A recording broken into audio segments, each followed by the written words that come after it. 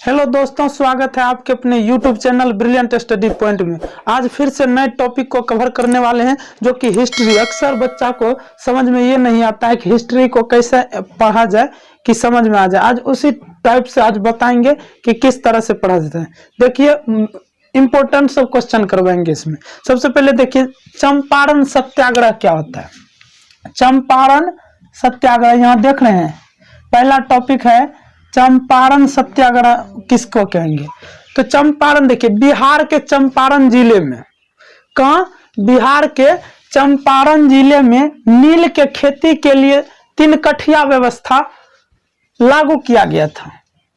बिहार के चंपारण जिले में नील के खेती के लिए 3 कठिया व्यवस्था लागू किया गया था, और जिसके अनुसार कुल भूमि जितना, मान लीजिए आपके पास भूमि है तो उसमें 3/20 हिस्सा, मतलब क्या हुआ कि 20 कट्ठा में 3 हिस्सा पर जो है ना नील की खेती करना पड़ता था किसानों को, ठीक ना। और यानी कहने का अर्थ 15% भूभाग पर खेती करनी होती थी। और इसी व्यवस्था के खिलाफ 1917 में सत्याग्रह शुरू हुआ। यह महात्मा गांधी जी इसका पूरा अथी किए थे, और इसमें क्या हुआ, सफल भी हुए, यहाँ के किसान सफल भी हुए। इसमें होता क्या था कि नील का खेती जब होता था तो उसमें जो है ना जमीन बंजर बन जाते थे। जहां पर जिस खेती पर होता था ये नील की खेती, ये जो नील चढ़ाते हैं वो गंजी सब में नहीं, धोती सब में, कुर्ता सब में, वही नील की खेती होता था। तो उसमें जो है खेत बंजर बन जाते थे, और प्रत्येक साल किसान का जो है 3 कट्ठा वैसे चल जाता था। एक बीघा में 20 कट्ठा का बीघा होता है, तो उसमें 20 कट्ठा में 3 कट्ठा खेती करना पड़ता था किसान को। तो इससे पूरा मतलब जो है ना पूरे किसान में यह आंदोलन चला, और जिसके कारण 1917 में यह सत्याग्रह शुरू हो गया। तो अगला टॉपिक है रोलेक्ट एक्ट। अगला टॉपिक है रोलेक्ट एक्ट। तो चलिए, रोलेक्ट एक्ट क्या होता है, ध्यान दीजिए।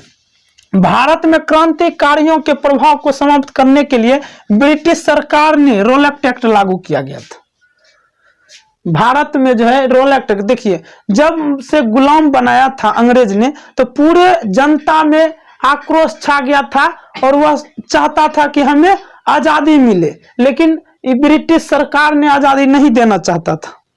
तो इसी के खिलाफ जो है ना तो सभी जनता में आंदोलन शुरू हो गया था।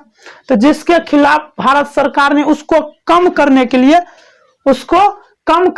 लिए जो है रोलेक्ट एक्ट लागू किया गया था। कब रोलेक्ट एक्ट लागू किया गया था, और इसके अनुसार किसी भी भारतीयों को जो है गिरफ्तार कर उन पर मुकदमा चलाए जो है ना जेल में बंद रख सकता था।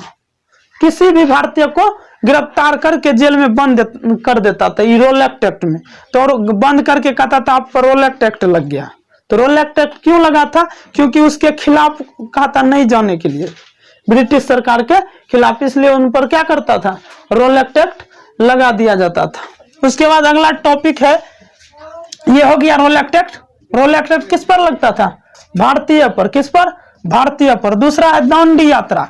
दांडी यात्रा सुनिए क्या होता है। इसका उद्देश्य था कि समुद्र के पानी से नमक बनाकर जो है ना नमक कानून का उल्लंघन करना। क्या करना, उल्लंघन करना था, तथा ब्रिटिश सरकार के भय को जो है जनता के अंदर से निकालना। यह जो हुआ था घटना 12 मार्च 1930। 12 मार्च 1930 ये कब घटना हुआ था, ये दांडी यात्रा 12 मार्च 1930 अहमदाबाद के पास जो है ना एक ये दांडी यात्रा है, साबरमती में, वहीं यह घटना हुआ था। तो उसमें जो है ये अंग्रेज सब जो है अधिक से अधिक जो है ना लेता था टैक्स नमक का।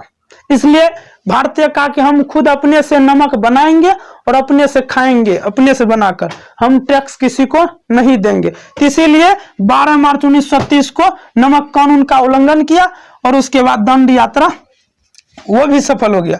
उसके बाद मुस्लिम लीग की स्थापना देखिए। अगला टॉपिक है मुस्लिम लीग की स्थापना। देखिए, मुस्लिम लीग की स्थापना जो 30 दिसंबर 1906 को हुआ था।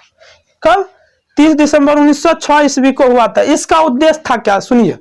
इसका उद्देश्य यह था कि मुस्लिम के हितों की रक्षा करना। मुस्लिम के हितों की रक्षा करना, और इसका नींव ढाका के नवाब सलीमुल्लाह खान ने की थी। इसका अगुवाई जिसको बोलते हैं वो किया था। और इसका यह उद्देश्य था कि मुसलमानों को सरकारी सेवा में उचित स्थान दिलाना। मुसलमान को, यह जाति पाति के आधार पर हो गया था कि मुसलमान को सिर्फ आगे बढ़ाना नहीं, मुस्लिम सब सोचा था। और स्थान दिलाना और न्यायाधीश के पद पर मुसलमानों को जगह दिलाना। न्यायाधीश जो न्याय करता उसके जगह पे इसका उद्देश्य था। किसका? ये देख रहे हैं, ये नवाब सलीमुल्लाह खान, बड़ा अल्टर सब नाम होता है, नाम बोलने में भी नहीं बनता है। नवाब सलीमुल्लाह खान, इन्होंने ही मुसलमान के हितों के लिए लड़ा था। कब? 30 दिसंबर 1906 में एक संगठन मतलब मुस्लिम लीग की स्थापना की थी। उसी को कहा जाता है मुस्लिम लीग की स्थापना। समझ में आ गया होगा? तो एक स्क्रीनशॉट लीजिए।